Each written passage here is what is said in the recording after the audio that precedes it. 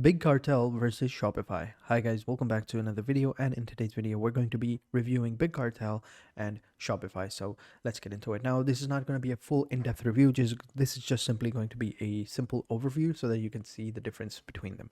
So let's get into it. So starting off with the most obvious one, we're going to be taking a look at the pricing plan. So over here, Big Cartel has over 3 pricing plans. We have the free plan, then we have a monthly $9.99 plan with the $500 product with 50 products, and then we have $19.99 per month with 500 products. And down below we can see that these are the features. So we have the gold features, the platinum, and the diamond. So we can see all the differences over here.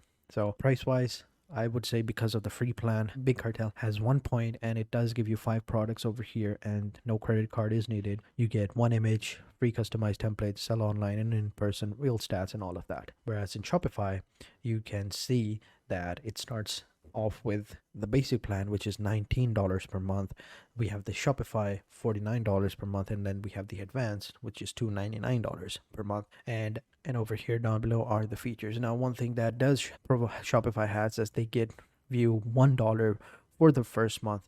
So for the first 3 months, actually, when you sign up with an account for the first 3 months, you will have to pay $1 per month. So which is pretty cool. It says over here for the first month, but usually when I sign up it gives me 3 months. So that is also a good plan. Now let's go ahead and take a look at their overview of their dashboard. So over here, this is the dashboard. It's a very simple dashboard. It gives you a simple checklist over here. So verify your location, product, add a product, explore shipping, connect a payment, design your shop, and launch your shop. And over here in Shopify, it's also very simple.